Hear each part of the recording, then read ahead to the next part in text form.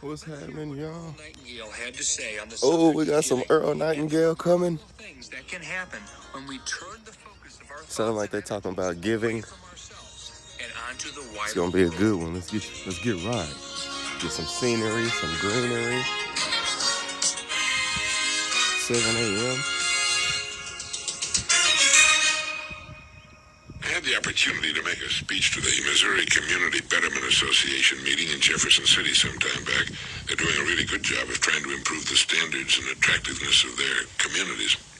Well, I spent a lot of time in preparing that talk because it's a subject close to my heart. You know, a community is a mirror of the people who live in it. If a town is dreary and dull and unimaginative and depressing, it's because that's the way the people are who live there. Sinclair Lewis once commented that you could blindfold a person and whisk him away to any city in the country with a couple of notable exceptions. Put him in a chair near the downtown section of the town, take off his blindfold, and he could sit there for 2 weeks and not be able to tell you what town he's in. Copycat towns are built by copycat people, copycat architects, copycat businessmen, city planners, builders, and so on. And the charm of a community depends upon its maintenance. With good maintenance, things become more charming and valuable as they get older. Walk around London sometime and observe the ancient buildings, all in beautiful repair with flowers blooming in window boxes, and their business establishments. A building, a street, a community can actually get better with age, with good maintenance, thoughtful, imaginative care. There are streets in London and Paris and Amsterdam that were ancient before this country was discovered, and they're delightful to walk along today. An empty lot, cleaned of its trash and planted with lawn, a few shrubs and trees, becomes a delightful little park. Creative landscaping can transform a road leading into and out of a community, and it can pay off in profits, too, as it attracts people and business. Storefronts tend to be dreary and unimaginative. Certain types of businesses tend to maintain an unimaginative and unbroken stream of sameness. When's the last time you were in a really charming, interesting drugstore? Or food store, or hardware store, or service station, or anything for that matter, or home? The exterior of a business, or home for that matter, will usually be a tip-off as to just how creative and interesting it is on the inside. The exceptions are people who rent and can't do much about the outside. The people of a community can work wonders, near miracles, in bringing new life and interest into their midst by getting together and giving the place a good renovating and facelifting. It was exciting being with people dedicated to renewing the face of the land, to bringing order and charm and interest to other the dust of years of mindless neglect. And as the governor made awards to those who had been judged by their friends as leaders among them, you could sense the resolve to get back home and get back to work with fresh ideas and a new slant on things. A community is a reflection of the people, and in the state of Missouri, that reflection seems to be getting better all the time. There are other states and other communities with similar programs, and they're to be congratulated, and the people living there are fortunate. How's it going where you live? Sometimes we have to stand off and look at where we live in order to get a good look at ourselves. Just as a home is the reflection of the people who live in it, so is a neighborhood, so is the community. Communities are made and maintained or permitted to fall into decay by people. Sometimes it isn't necessarily the people who live in it, but usually it is. Motivating thoughts on the power of giving from Earl Nightingale. This is Dan Strutzel for Insight.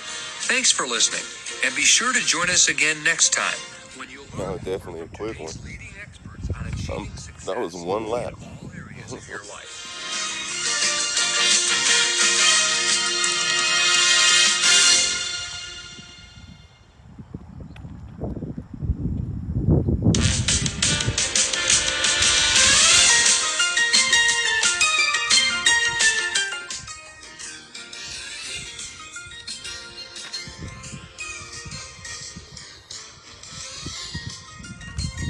Hello, my friend.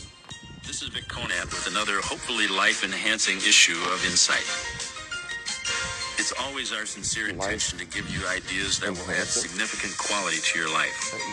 Idea. Our theme for this issue is family. I think you're going to find a lot of take-home value with this issue. As you know, it's an unbelievably important subject. After all, when we've come to the end of our lives, if we've had wonderful family relationships, we will have had a wonderful life. And when our Creator asks us how we did on Earth, he or she is going to be asking about our relationships, not our bank account. It's funny. When I came to NC, Nightingale Conant, in 1970, I was the youngest person in the company. Now, with a few exceptions, I'm the oldest. And in regards to family advice, experience counts. My wife, Marilee, and I have been married 34 years. And you notice I didn't say 34 happily married years, because there are many years when at least one of us wasn't very happy with the other one. But rather miraculously, we made it through. And now I can honestly say I've never been happier with our relationship. And I see my 55-year-old wife as the most wonderful, prettiest, sexiest woman I know, and also my best friend.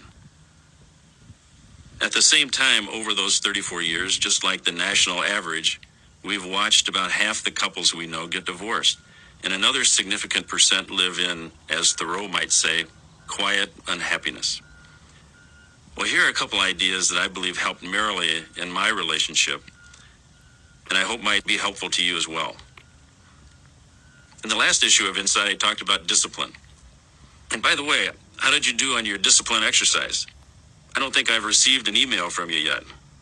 Maybe it's in today's emails. Anyway, I proposed the theory that to be disciplined about something, you have to make that something one of your top priorities. I believe relationships that make it, by definition, have remained as a top priority by both of the parties involved. We all start out our relationship with our significant other as a very top priority. We're usually obsessed with the other person, ignoring their faults and seeing their idiosyncrasies as cute. As time passes, however, we become accustomed to them, and we start seeing that our mates have performed a cruel hoax, and now they aren't nearly as flawless as they once were. At the same time, 100 different priorities, like our jobs or our kids or our bowling team, start vying for our top priority positions. Over time, it's easy and natural for our relationship to slip pretty much out of our top priority position without even noticing it. For me, during our 13th year of marriage, our relationship was at a low point, and I was contemplating my marriage alternatives. I never gave divorce a serious thought, maybe because of the generation I grew up in, but I was thinking how miserable I was going to be the rest of my life if something didn't change. For some reason, I decided to experiment with committing 100% to our marriage. I was probably listening to some Nightingale Conant program at the time. Anyway, as I'm sure you've noticed in your own life, there is a huge difference even between a 99% commitment and a 100% one.